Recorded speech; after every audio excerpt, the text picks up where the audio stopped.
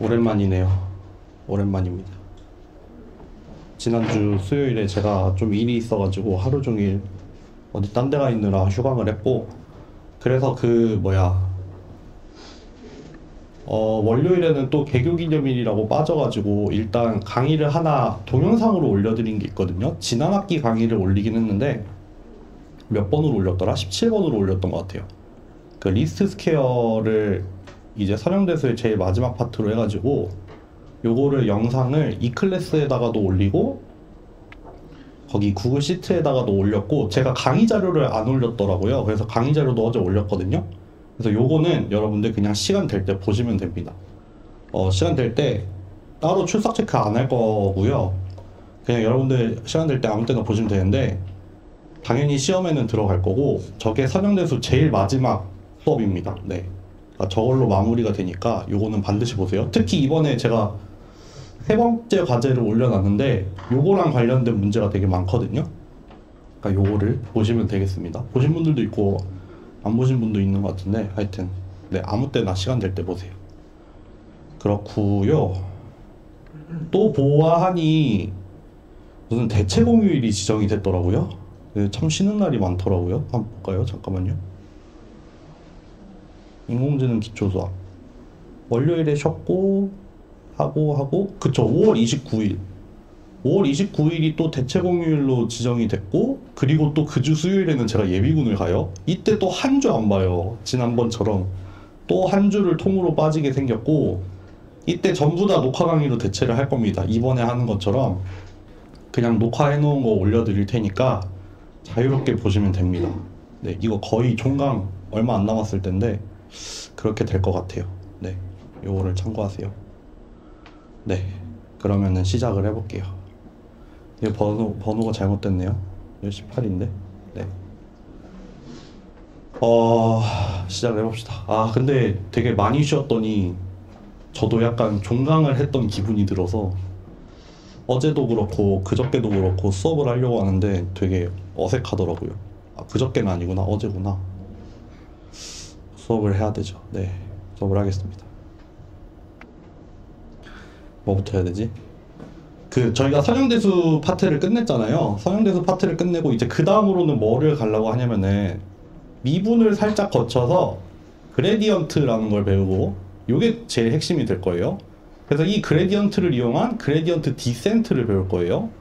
그러면 우리 앞에서 배웠던 선형대수 중에서는 리스트 스퀘어 있잖아요. 마지막에 하는 리스트 스퀘어랑 이 그레디언트 디센트를 들고 어디를 갈 거냐면은 리니어 리그레션에 갈 거예요. 그래서 이거 머신러닝을 배우면은 맨 처음에 배우는 게 리니어 리그레션, 선형 회귀거든요. 그래서 선형 회귀 하려면은 그레디언트 디센트를 알던가 리스트 스퀘어 프로그램을 알던가 둘 중에 하나를 알면은 할 수 있거든요. 이 리니어 리그레션이라는 거를 이렇게 두 가지 방법을 이용을 해서 유도를 해낼 수 있어요. 그래서 일단 미분 찍고 그레디언트 디센트 간 다음에 그럼 리스트 스퀘어도 준비되고 그레디언트 디센트도 준비가 되니까 그거를 들고 우리는 리니어 리그레션에 갈 겁니다. 네, 그렇게 가는 게 한 파트고, 마지막에 확률이랑 관련된 토픽 조금 하고서 끝내면 될 것 같아요. 여기 지금 남은 일정을 보시면은 뭐죠? 그레디언트 디센트 한 다음에 리니어 리그레션을 할 거예요. 이거 헬프데스크 이거 이렇게 이 시간으로 끝나지 않을 확률이 높아서 이거 좀 약간 버퍼로 냅둔 거거든요. 그러니까 저거를 좀 버퍼를 활용을 할 거고, 리니어 리그레션까지 다 한 다음에는 이제 통계랑 관련이 된 몇 가지 토픽들, 조금 어려운 주제가 될 수도 있지만 하여튼 뭐 컨셉을 잡는 정도로 해서 아마도 이렇게 하면은 끝이 날 것 같습니다. 네, 거의 선형대수가 다였어요. 네. 그래서 시작을 할 텐데, 지난 학기가 사실 첫 학기긴 했는데 여러분들이 미분을 어디까지 아는지를 사실 지금 잘 모르거든요. 그래서 제가 어디서부터 시작을 해야 될지 모르겠어요. 제 생각에 일단 미분이라는 거, 뭐 기울기, 뭐 변화량, 뭐 이런 거를 가지고 시작을 해서 다항식의 미분이 나오나요? 그 다음에 다항식이 나올 거고, 뭐 지수나 뭐 로그나 이런 게 나올 것 같고, 뭐 합성함수가 나올 것 같고, 그거보다 좀 더 가면은 편미분, 이제 그 다음에 뭐 그레디언트 이런 거 나올 것 같거든요. 혹시 나는 미분을 생전 처음 들어보는 사람 있어요? 여기서 생전 처음 배우는 사람? 그건 아니죠. 그쵸? 지난 학기도 그렇더라고요. 다항식의 미분, 이것도 난 생전 처음 들어본다. 이것도 아니죠. 뭐 예를 들어서 함수가 이렇게 주어져 있어. 뭐 이렇게 주어져 있어. 이거의 도함수, 뭐 미분을 하는 함수가 나는 3x 제곱 더하기 4x임을 알고 있죠. 알고 계신다고 생각을 할게요. 그쵸? 여기까지 아시죠? 지수랑 로그를 난 처음 들어본다. 이것도 된다 생각할게요. 여러분들 지금 이제 하나 약속을 합시다. 우리가 쓰는 로그는 로그 10이 아니라 자연 로그를 로그라고 쓸 겁니다. 네, 우리 옛날에 ln이라고 썼잖아요. 저는 이제 앞으로 로그라고 쓰면은 요거 말하는 겁니다. 로그 10 아니고 자연 로그를 로그라고 쓸 거예요. 로그 10 쓸 일이 있으면은 로그 10이라고 이렇게 쓸 거예요. 네. 이제부터 로그는 자연 로그입니다. 가끔 헷갈리시는 분들이 있더라고요. 뭐 지수함수랑 로그함수 된다. 합성함수. 나 합성함수 미분할 줄 모른다. 아, 처음이세요? 합성함수. 뭐 예를 들면은 뭐 f에 gx가 있어서 얘를 뭐 미분을 하면은 원래 함수를 미분을 하고 곱하기 안에 있는 함수를 미분한 걸 곱해야 된다. 이런 거 있잖아요. 그래서 뭐가 있을까? 예를 들면은 뭐 2x 플러스 2의 제곱 이거를 미분을 해야 된다. 이거를 미분을 하고 싶다. 그러면은 일단 얘를 그냥 하나의 변수라고 생각을 하고 이렇게 미분을 하면 되죠. 근데 여기에다가 요 안에 있는 걸 곱한 거, 미분을 해서 곱한 거. 그래서 총 결과가 뭐 요렇게 나오는 거. 요거 합성함수 미분이죠. 요거까지 아시나요? 모르는 분도 계시고 아는 분도 계신 것 같은데. 여기서부터 시작을 할까요? 그러면은 합성함수. 여기서부터 시작을 해보겠습니다. 오늘은 막 여기 있는 강의 자료를 나가는 것도 중요한데 새로운 판을 좀 깔아야 돼요. 우리 이제 선형대수는 좀 마치고 그레디언트로 넘어가기 위해서 좀 새로운 것들을 막 얘기를 하는 시간이어서 그냥 뭐 강의 자료도 강의 자료지만 막 판서를 좀 많이 하게 될 것 같아요. 일단 합성함수 미분 그냥 간단하게 다시 한 번만 얘기해 볼게요. 합성함수라고 하면은 이런 식으로 쓰기는 하는데 예를 들어서 어떤 함수가 뭐 이렇게 생겼고 뭐 다른 거 써볼까? 이 함수가 이렇게 생겼는데 gx라는 함수는 아까 했던 것처럼 뭐 이렇게 생겼더라. 그래서 합성함수 그러니까 f에다가 여기에다가 입력을 넣을 건데 뭘 넣을 거냐면은 여기서 나온 이 결과 이거를 여기 안에다가 넣을 거다. 그러니까 쭉 풀어서 쓰면은 이거는 gx의 제곱이 되겠죠. fy라는 함수가 여기 안에 들어온 걸 제곱을 하는 함수인데 이 gx가 x부터 나오는 함수이기 때문에 이렇게 써지겠죠. 요게 합성함수죠. 뭐 어떻게 써볼까? x가 들어온 걸 gx로 변환을 한 다음에 그거를 f 땡에다가 넣어서 최종적으로 나온 결과 뭔가 x에 대한 함수가 나올 텐데 다 풀어서 쓰면 이렇게 나온다 이거죠. 그러니까 여기 나온 이 결과를 여기다가 다시 넣어서 이렇게 취한 게 합성함수입니다. 그럼 이렇게 생긴 함수를 뭐 x에 대해서 미분을 할 수 있죠. 이렇게 생긴 함수를 우리는 x에 대해서 이렇게 미분을 할 수가 있는데 뭐 물론 그냥 이거 다 전개해가지고 x에 대해서 미분해도 사실 동일한 결과긴 한데 그거를 우리는 어떻게 한다? f에 대해서 한번 미분을 한 거에다가 그 gx를 그냥 그대로 넣고 그 다음에 안에 있는 함수를 미분을 한 걸 곱하면 된다. 한번 해볼게요.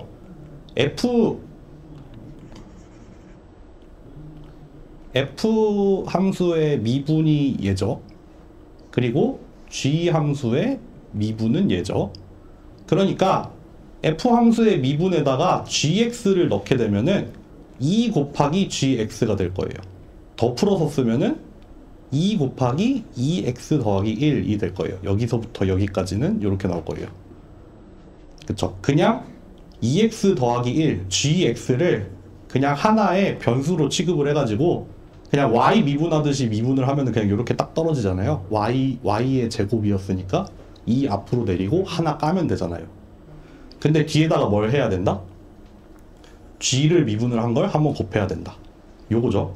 그러니까 2를 한번 곱해줘야 됩니다. 그래서 아까랑 좀 숫자가 다르네. 이렇게 계산이 되는 게 합성함수의 미분이죠. 네, 한번 해보실래요? 조금 더 어려운 거 제가 하나만 더 해볼까요?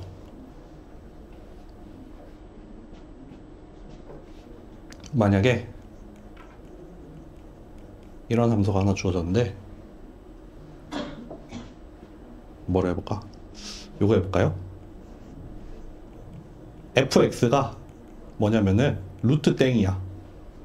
그리고 gx는 뭐냐면은 뭐 2x 제곱 더하기 3x 더하기 1 이렇게 주어졌다고 합시다. 이렇게 x에다가 x를 g에다가 넣은 거 그게 이렇게 나오고, 그거를 다시 f에다가 넣어서 이렇게 루트까지 씌워서 나오면은 이렇게 나옵니다. 요거 합성함수죠. 이거 합성함수 미분을 할 수 있습니다. 자, 한번 해볼게요.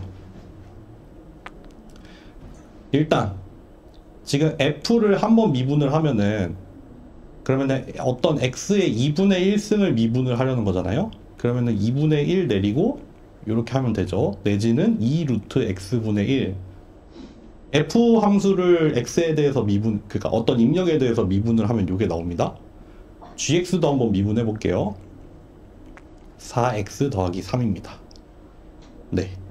그래서 얘 전체를 미분을 한다라고 하면은 일단 f에 대해서 미분을 한 거에다가 gx를 그냥 넣고 g를 미분한 거를 곱하면 돼요. 그럼 2 루트 2x제곱 더하기 3x 더하기 1, 여기가 여기고요.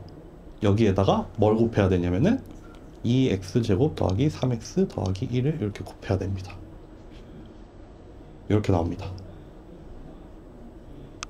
네, 이해되셨나요? 조금 어려운 버전.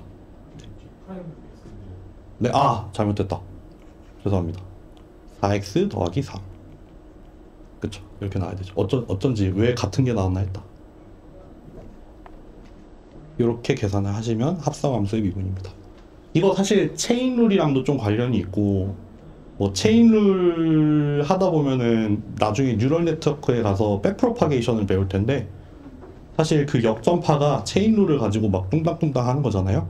그래서 거기서도 아마 한번 다시 다루게 되실 겁니다. 이 정도면 합성함수 되나요? 아까 합성함수 처음이신 분 되겠어요? 잘 한번 공부를 잘 해보세요. 합성함수는 제가 오늘 할 생각이 별로, 그러니까 할 대비를 하지 않아서 일단 이 정도로 설명을 해보겠습니다. 가보죠. 가봅시다. 오늘은 무슨 얘기를 할 거냐면은 여러분들이 알고 있는 이 도함수라는 거는, 도함수, 뭐 함수를 미분을 한 거, 뭐 하나 예를 들어볼까요? 뭐 원래 함수가 x제곱이야. 미분을 했더니 얘가 나왔어. 그러면은 우리가 요렇게 주어진 x에 대해서 함수 fx를 그리면은 요런 모양이 나오죠. fx는 x제곱이라는 요런 함수가 나와요. 미분의 개념은 이거죠. 어떤 점 x가 딱 있을 때 여기에서 여기를 엄청 왕창 확대를 해보는 거죠. 그럼 요렇게 지금 함수가 이렇게 지나가고 있죠.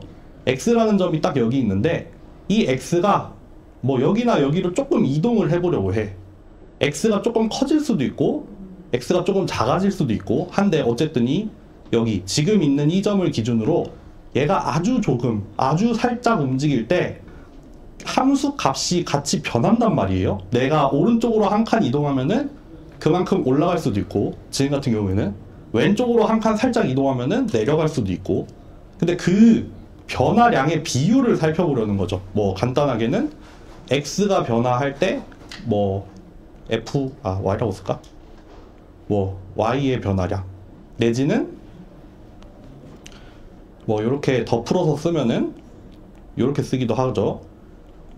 원래 위치에서 요만큼 움직인 거랑 지금 위치를 뺀 거를 내가 움직인 거리만큼 나눠서, 그러니까 내가 한 칸 이동하려고 할 때 내가 이 함수가 얼마만큼 변화하느냐, 그 변화에 대한 비율을 나타내는 게 미분이고 기울기잖아요.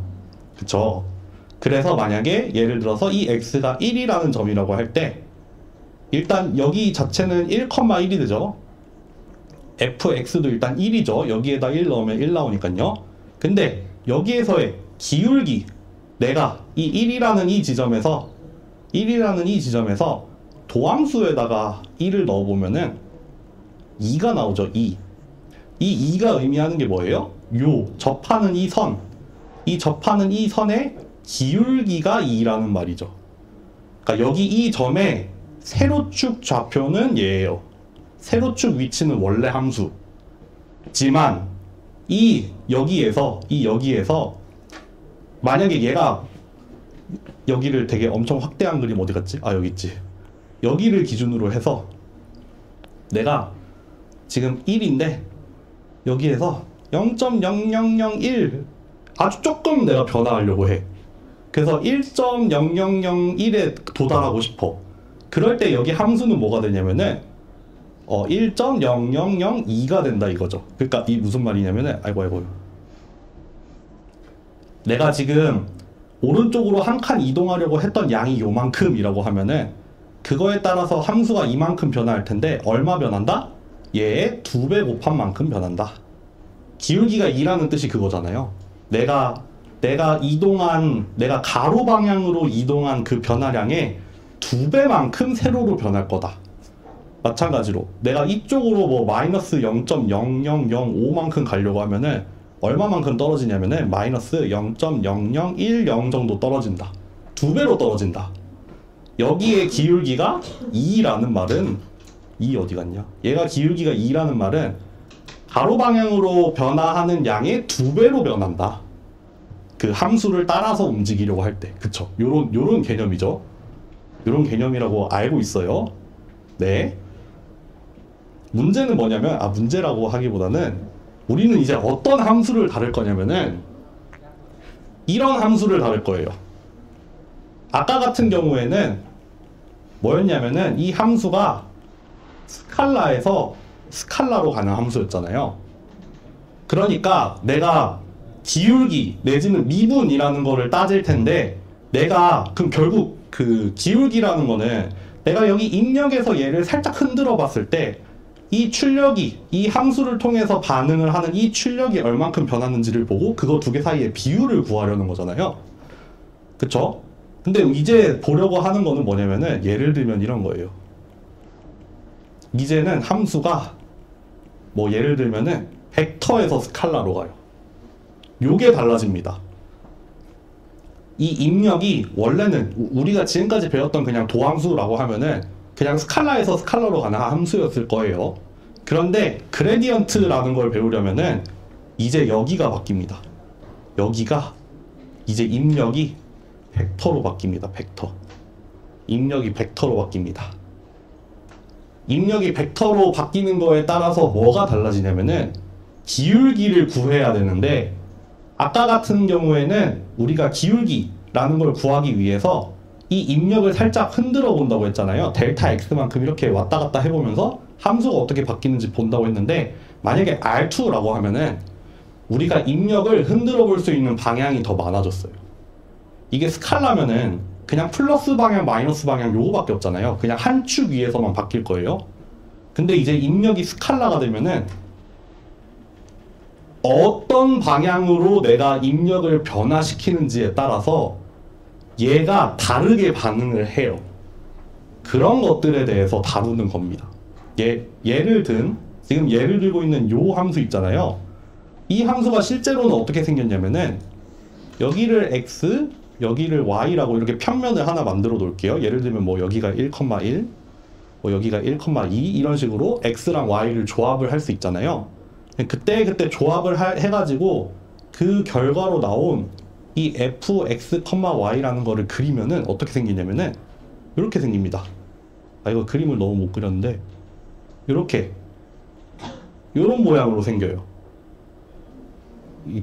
매학기 드는 비유는 빗살무늬 토기 모양이 될 거예요.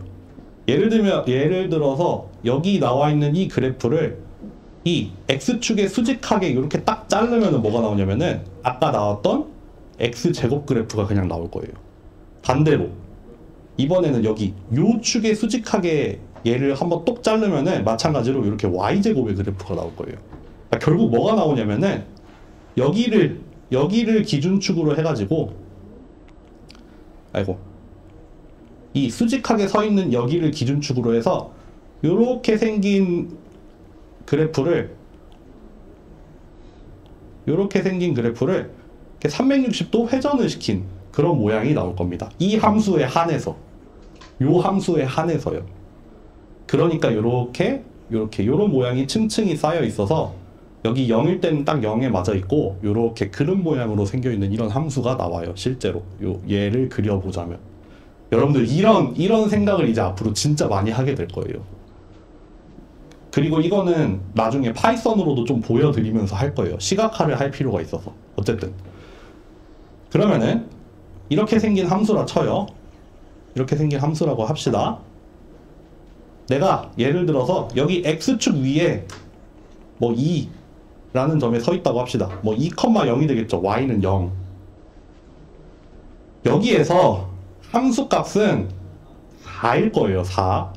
2,0이었으니까 fx, y는 4일 거예요. 2의 제곱 더하기 0의 제곱 하니까 4가 나왔을 거예요. 그쵸? 여기가 4일 거예요. 근데 여기 이 4를 기준으로 여기 밑에서 생각을 해봅시다. 내가 여기 x축을 따라서 움직일 수도 있어. x축을 따라서 마이너스 방향으로 움직일 수도 있어. 만약에 x축을 따라서 여기로 움직였다면은 이렇게 증가를 했을 거예요. 반대로 x축을 따라서 이렇게 갔다면은 그냥 감소를 했을 거예요. 그게 아니라 살짝 삐뚤어진 방향으로 갈 수도 있어. 아니면은 y축 방향으로 갈 수도 있어. x는 하나도 안 변하고 y축으로만 변할 수도 있어요. 또 y축의 정반대 방향으로 갈 수도 있고 이렇게 빼뚜룩하게 갈 수도 있어. 어디로 갈 수 있을지 몰라요. 어디로 갈 수 있을지 모르고 어디로 가느냐에 따라서 이 기울기가 달라질 수도 있습니다. 달라질 수도 있어요. 내가 예를 들어서 이렇게 오목한 어떤 그릇 모양의 무슨 뭐 계곡이라고 합시다. 계곡에 있어. 계곡을 내가 비탈길을 따라서 뭐 올라갈 수도 있고 내려갈 수도 있잖아요. 내가 딱 지금 서 있어. 이렇게 빗살무늬 토기 모양으로 생겼어. 내가 여기 지금 어느 점에 서 있잖아요. 내가 이렇게 360도 돌아서 볼 건데 어디로 바라보면은 이 경사가 엄청 가팔라. 반대로 보면은 경사가 엄청 내려가는 방향이야. 어느 방향으로 보면은 높이가 하나도 안 변할 수도 있어요. 그쵸? 이 비탈면이 있는데, 비탈길이 있는데 내가 이 서 있는 지점에서 어떤 방향으로 갈 때는 높이가 하나도 안 변하고 그대로 갈 수도 있어. 그쵸? 내가 빗살무늬 톡이면은 이 원 모양으로 돌면은 사실 내 높이가 하나도 안 바뀌잖아요. 그런 개념입니다. 그러니까 내가 엄청 가파른 방향도 있을 거고 약간 갈지자로 가면은 기울기가 좀 떨어지잖아요. 우리가 가파른 여러분들 스키나 보드 같은 거 맨 처음에 타면은 그냥 이렇게 내리막길을 쭉 내려가는 게 아니라 보드 타면은 낙엽이라고 하죠. 이렇게 왔다 갔다 하면서 내려가잖아요. 그러면 원래 경사가 아니라 좀 더 완만한 경사로 내려갈 수 있게 되잖아요. 이렇게 갈지자로 가면은. 그러니까 내가 비탈면에 있어도 내가 엄청 가파를 수도 있고 살짝 빼뚜룩하게 보면은 기울기가 좀 떨어질 수도 있어요. 그러다가 어디에 오면은 기울기가 0이 될 수도 있어. 거기에서 더 넘어가면 기울기가 마이너스가 되는 거 아니구나. 어쨌든 감소하는 방향으로 갈 수도 있어. 그 얘기를 할 겁니다. 그거를 배우는 파트라고 보시면 돼요. 이거를 왜 배우냐? 결국 지금 방금 말씀드린 내가 어느 방향을 보는지에 따라서 달라지는 이 기울기, 그게 결국에는 그레디언트라는 걸 이용을 해서 우리가 뭔가 계산을 하게 될 거고, 그게 왜 중요하냐면은 나중에 그레디언트 디센트, 우리가 경사하강법이라는 걸 배우잖아요. 뭐 들어보신 분들이 대부분일 것 같은데, 경사하강법은 결국 뭐냐면은 이 기울기를 이용을 해서 얘가 어느 방향으로 제일 빨리 떨어지는지를 찾아가는 게 경사하강법이에요. 그러니까 방금 말씀드렸죠. 내가 어느 방향으로 움직이는지에 따라서 이 경사의 정도가 달라져. 그러면은 우리는 어디로 갈 거냐면은 제일 가파른 방향으로 계속 내려갈 거예요. 그게 경사하강법의 핵심이고, 그래서 결국 이 함수가 최소가 되는 지점을 찾으려고 할 때 우리가 그레디언트를 사용을 해야 됩니다. 그래서 얘를 그레디언트 디센트라고 부르는 거예요. 요겁니다. 어쩌다 보니까 오버뷰가 됐네요. 네. 요런 겁니다. 네. 시작을 해보죠. 시작은 했죠. 하기 전에 우리 편미분부터 아주 간단하게 해볼게요. 편미분. 우리가 편미분이라고 하면은 영어로는 뭐 partial derivative라고 불러요. 우리가 보통 그냥 미분은 만약에 요런 함수가 주어져 있을 때 요렇게들 많이 쓰잖아요. 이게 사실은 델타 x분의 델타 뭐 fx를 이 델타 x를 극한으로 보냈기 때문에 얘를 소문자 d로 쓰는 거거든요. 근데 뭐 그런 거 중요하지 않아요. 어쨌든 그리고 보통 얘를 뭐 x로 미분한다 라고 하면 우리가 보통 요걸 달잖아요. 요걸 다는데 편미분일 때는 어떻게 다냐면은 얘를 요렇게 바꿉니다. 요렇게 해요. 요렇게. 이거 뭐라고 읽는지 모르겠다. 이게 무슨 그리스 문자인 것 같지도 않고 하여튼 d 대신에 이렇게 꼬부랑으로 써요. 얘를 보통 뭐라고 읽냐면은 파셜이라고 읽어요. 그래서 이거를 읽으면은 파셜 fx분의 파셜 x 파셜 x분의 파셜 fx 이렇게 읽습니다. 그래서 내가 지금 편미분을 하고 있다라는 거를 어떻게 표현을 하냐면은 이렇게 표현을 합니다. 이렇게 D, 소문자 D 대신에 이렇게 꼬부랑 글자를 써주시면 돼요. 어디 나와 있나? 여기 나와 있네. 요겁니다, 요거 확대를 좀 해볼까요? 여기 보시면은 꼬부랑 써놨잖아요. 여기 꼬부랑 이렇게 씁니다. 그러니까 함수를 x에서 미분할 수도 있고 함수를 y에 대해서 미분을 할 수도 있어서 그거를 이렇게 파셜로 표현을 해놓은 겁니다. 편미분은 그래서 어떻게 하냐? 아무것도 없습니다. 편미분은 어떻게 하냐면은 요런 함수가 주어져 있다 쳐요. 입력이 두 개가 있죠. 지금 벡터에서 스칼라로 가는 함수니까 입력이 두 개가 있단 말이에요. 그러면은 우리는 두 가지에 대해서 미분을 할 수 있어요. 하나는 x에 대해서 미분을 할 수도 있고 y에 대해서도 미분을 할 수 있어요. 근데 이때 어떻게 하면 되냐면은 이게 답니다. 내가 미분하려는 변수를 제외하고는 상수 취급을 하면 됩니다. 네. 내가 미분하려는 변수를 제외하고는 상수로 취급하면 됩니다. 내가 이 f를 x로 미분을 하고 싶어. 그러면은 뭐냐면은 x제곱 더하기 y제곱을 미분을 하고 싶잖아요. 내가 미분하고 싶은 변수 그거는 그대로 해주고 얘는 그냥 플러스 1 이렇게 써있는 거나 다름없어요. 요겁니다. 여기 주어진 이 함수를 x로 편미분하면은 요겁니다. 네. 마찬가지로 y로 편미분도 할 수 있겠죠? y로 편미분 해볼까요? y로 편미분하면은 2y 이렇게 나옵니다. 요거는 y에 대해서 미분이 될 거고 얘는 상수나 다름없어서 그냥 빵으로 나오게 됩니다. 그게 편미분입니다. 그러니까 여기 파셜이라고 붙은 이유는 여러 개의 변수가 이제 입력으로 들어가는데 그 중에서 내가 선택적으로 뭐 특정한 뭐에 대해서만 미분을 하겠다예요. 네. 하나 더 해볼까요? 이게 꼭 2차원이 아니라 3차여도 상관없습니다. 어떻게 해볼까?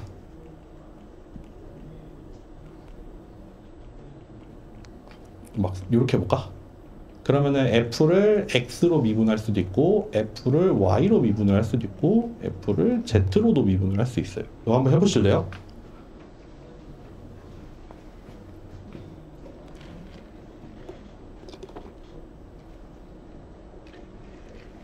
아, 왜 이렇게 덥냐?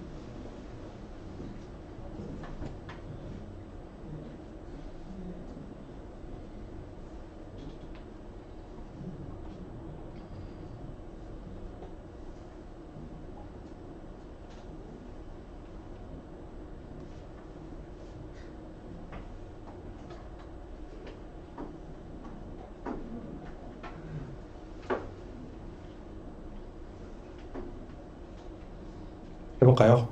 해보겠습니다. f를 x로 미분을 하면은 2x 더하기 y 더하기 z 더하기 0 이렇게 나옵니다. 또 y로 미분을 하면은 x밖에 없겠네요. 그쵸? 여기만 미분될 거예요. z로 미분을 하면은 여기 앞에 두 개는 아무 상관없고 x 더하기 3z 제곱 이렇게 나오겠네요. 이렇게 편미분 하시면 됩니다. 네. 이렇게 편미분을 구하시면 되고요. 이제 해봅시다. 어디를 해볼까? 어디로 가는 게 좋을까요? 디렉셔널 데리버티브. 차라리 그레디언트를 먼저 하는 게 나을 것 같기도 한데. 그레디언트부터 해봅시다. 그레디언트부터 그냥 할게요. 제 임의로 그냥 했습니다. 이거 마침 좋은데? 이거 지울게요. 지금 여기 주어져 있는 어떤 함수는 R3에서 R로 가는 함수죠. 스칼라 3개 내지는 3차원 벡터를 하나 받아가지고 스칼라로 가고 있는 함수예요. 그러면 우리가 그레디언트라는 걸 구합니다. 그레디언트라고 얘기를 하고 어떻게 쓰냐면은 이렇게 써요. 역삼각형을 이렇게 붙여요. 우리가 그냥 스칼라에 대해서 미분을 할 때는 요거고, 그러니까 그냥 도함수를 표현을 할 때는 이렇게 하고, 그게 특별히 편미분일 때는 얘잖아요. 그레디언트일 때는 이렇게 표현을 해요. 그냥 약속입니다. 앞에 세모를 붙이기로 해요. 얘는 역시나 함수는 함수인데 뭐냐면은 R3에서 R3로 가는 함수입니다. 네. 벡터를 입력으로 받아서 그 결과도 벡터가 나오는 함수가 될 거예요. 그러니까 무슨 얘기를 하고 싶은 거냐면은 그냥 주어진 함수가 있을 때 우리가 도함수를 이렇게 구하잖아요. 근데 사실 얘도 함수죠. 함수는 함수잖아. 얘가 x에 대해서 함수이듯이 걔를 x에 대해서 미분을 해도 걔도 함수잖아요. 걔가 단지 원래 주어진 f의 도함수이기 때문에 이렇게 표현을 했지, 얘도 사실 또 다른 함수예요. 그러니까 원래 함수도 스칼라에서 스칼라로 가고 있고 그거의 도함수도 스칼라에서 스칼라로 가고 있는 함수죠. 그래서 x가 1인 지점에서 fx1은 1이 나오지만 f'x는 2가 나오잖아요. 다르게 평가를 할 수 있어요. 그래서 얘는 그 함수의 절대적인 위치이고 이 도함수의 이 값은 그 위치, 요 위치에서 이 함수가 요런 기울기로 변한다 하는 뜻이잖아요. 그쵸? 근데 요게 확장이 되면은 이 도함수 대신에 그레디언트로 바뀌면서 이 n차로 들어오는 게 요렇게 들어가게 되는 겁니다. 그거를 우리가 그레디언트라고 불러요. 그레디언트 어떻게 구하냐? 지금 이 그레디언트 역시 입력을 x, y, z 3개를 봤거든요. 어떻게 구하냐면은 원래 주어진 함수를 각각의 입력으로 편미분을 해서 새로운 벡터를 하나 만들면 됩니다. 방금 했죠. 그러니까 결국 뭐다? 2x 더하기 y 더하기 z x x 더하기 3z 제곱 이렇게 됩니다. 요거를 우리가 그레디언트라고 합니다. 별거 없죠? 그냥 원래는 입력 하나에 대해서 미분하는 거였는데 입력이 여러 개가 되면은 그거 각각에 대해서 편미분을 한 다음에 그거를 그냥 하나의 벡터로 만들어줘 라고 하면 돼요. 그거를 우리가 그레디언트라고 부릅니다. 일단 간단하게 말하면 미분의 벡터 버전. 네.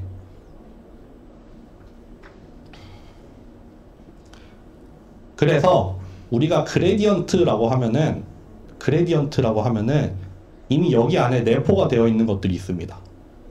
일단 입력이랑 출력이랑 같은 차원의 벡터가 나와야 돼요. 당연히 그래야 돼요. 왜냐하면은 주어진 함수를 얘에 대해서 미분을 한 거, 얘에 대해서 미분한 거, 얘에 대해서 미분한 거를 차곡차곡 넣으니까 여기에 입력이 3개가 들어가면은 벡터도 반드시 3차원 벡터로 나와야 돼요. 그러니까 입력이랑 출력의 차원이 반드시 동일해야 돼요. 그쵸? 벡터에서 벡터로 가는 함수인데 그런 거 이제 막 true, false로 나오겠죠? 그레디언트는 벡터에서 벡터로 가는 함수인데 반드시 두 벡터의 사이즈가 동일해야 된다 라고 얘기하면 true죠. 네, 그거는 반드시 그래야 합니다. 그리고 이 그레디언트를 구하고 싶은 그 원래 함수는 마찬가지로 같은 디멘션이어야 돼요. 같은 디멘션의 입력을 받고 스칼라로 가는 함수여야 됩니다. 그러니까 주어진 함수가 벡터에서 스칼라로 가는 함수여야 되고, 그런 경우에 그레디언트는 벡터에서 벡터로 가는 함수가 됩니다. 네.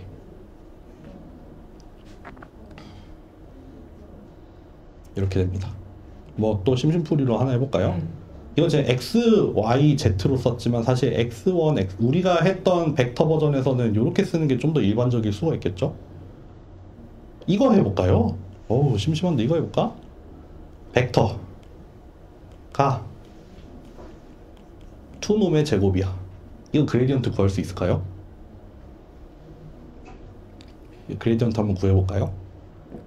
만약에 x의 차원을 그냥 이번에는 뭐 10차라고 해봅시다. 그럼 이거 다 풀었으면은 x1부터 x2 해가지고 x10까지 들어있는 거죠. 실제로 계산을 어떻게 해요? 이렇게 계산을 하는 함수겠죠.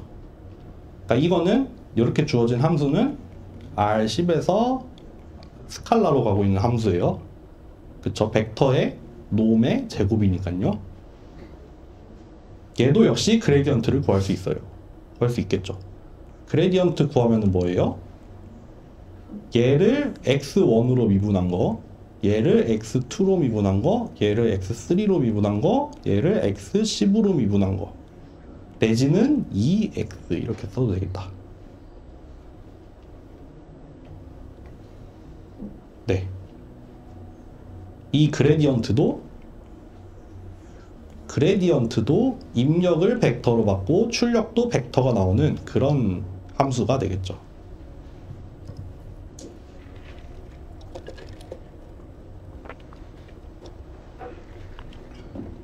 요거 이해되셨나요? 이거 어려웠나요? 요거 할만한가요? 그러니까 지금 그레디언트는 R10에서 R10으로 가는 함수입니다. 당연히 여기 디멘션이 다 같을 수밖에 없죠.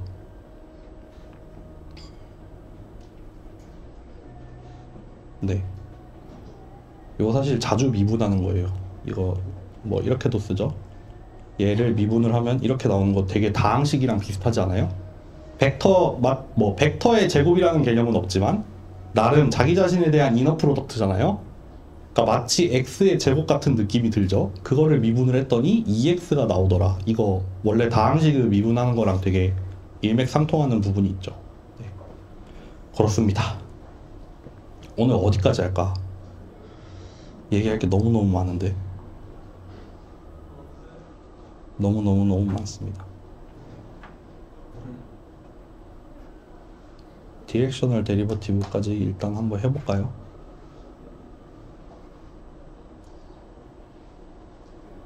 요거까지만 해볼게요. 그레디언트까지 했고 요 얘기를 해봅시다. 그래서 그레디언트를 구하는 그레디언트의 의미라고 할까요? 제 생각에 그레디언트를 구하는 이유는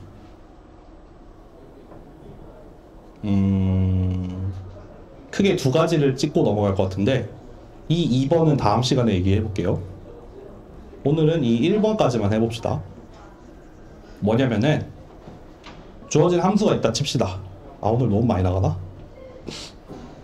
조금 많이 나가는 것 같긴 하다. 더 쉬운 걸로 하자.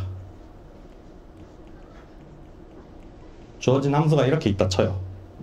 결국에 아까 맨 처음에 얘기했던 거 뭐냐면은 이 함수가 아까 어떻게 생겼냐면은 x랑 y가 이렇게 생겼고 f를 그려봤더니 이렇게 생긴 빗살무늬 토기를 이렇게 360도 회전을 시켜놓은 그런 모양이었고, 결국에는 우리는 어떤 임의의 점, 뭐 모르겠어, 어떤 점이 있어. 그럼 거기 점에서 쭈르륵 올라가면은 이 빗살무늬 토기 위에 어떤 한 점에 찍히겠죠. 여기 위에 있는 어떤 점이 하나 찍힐 거예요. 여기를 기준으로 해서 여기 이제 평면을 하나 이렇게 만드는 거죠. 그래서 내가 1로 갈 수도 있고 1로 갈 수도 있고 1로 갈 수도 있고 1로 갈 수도 있어. 어디로 갈지 모르겠고 어디로 가느냐에 따라서 이 빗면의 기울기가 어떻게 될까잖아요. 내가 이쪽 방향으로 가면은 이 함수를 따라서 이렇게 함수가 변할 텐데 그때 기울기가 얼마가 될 거고 또 이쪽 방향으로 이동을 하면은 이거 되게 그리기가 어렵네. 또 여기를 기준으로 해서 뭐 요 방향으로 가면은 요렇게 빗면이 되고 뭐 요 방향으로 가면은 빗면이 이렇게 떨어지고 절로 가면은 뭐 또 요렇게 될 거고 요로 가면은 뭐 요렇게 떨어질 거고 그런 게 나오잖아요. 그러면은 그 기울기 어떻게 구하는데? 라고 물어보면은 그때 구하는 게 뭐냐면은 디렉셔널 데리버티브라고 해서 우리가 새로운 개념 너무 많이 나온다. 우리가 원하는 방향이 있다 쳐. 원하는 방향이 있다고 칩시다. 우리가 기울기를 구하고 싶은 방향이 있어. 기울기를 구하고 싶은 어떤 방향을 벡터 U라고 표현을 해볼게요. 그리고 얘는 보통 유닛 벡터를 씁니다. 왜냐하면은 벡터의 크기가 커지면은 기울기도 그 변화량도 그만큼 비례해서 커지기 때문에 유닛 벡터 크기를 고정을 시켜 놓습니다. 내가 원하는 방향으로의 변화량을 구하고 싶어. 그거를 우리가 어떻게 쓰냐면은 미분은 미분인데 우리가 원하는 방향 U로의 미분이야. 이렇게 씁니다. 얘를 그래서 디렉셔널 데리버티브라고 불러요. 내가 한국말로 뭐라 하는지 모르겠어. 딱 미분을 구하긴 구해야 되는데 우리가 원하는 특정 방향으로의 미분이니까 디렉셔널 데리버티브라고 부른단 말이에요. 얘가 어떻게 되냐면은 우리가 원하는 그 방향이랑 그레디언트 벡터랑 두 개의 이너 프로덕트로 나옵니다. 네, 요거예요.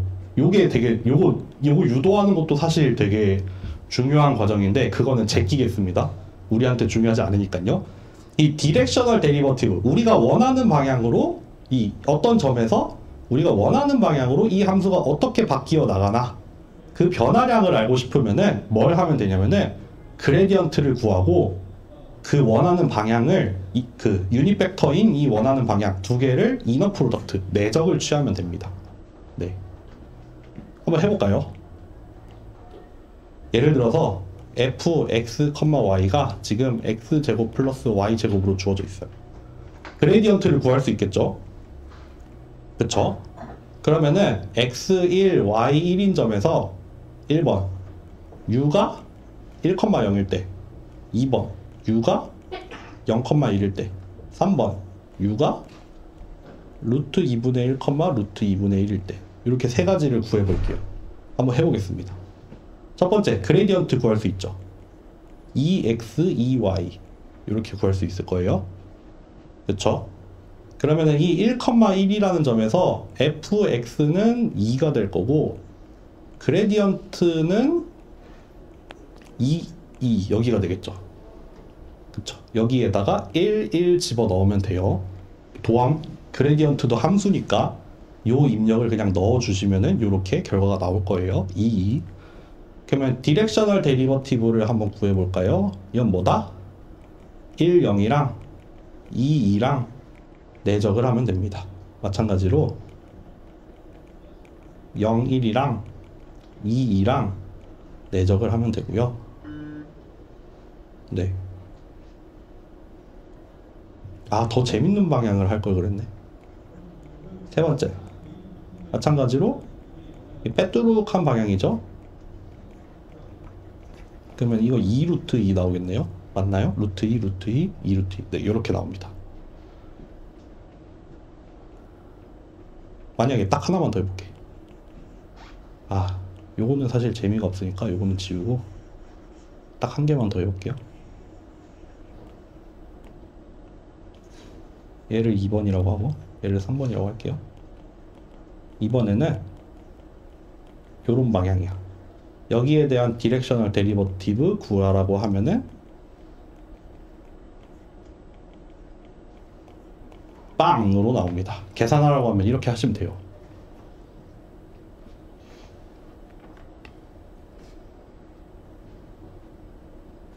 이렇게 구하시면 됩니다.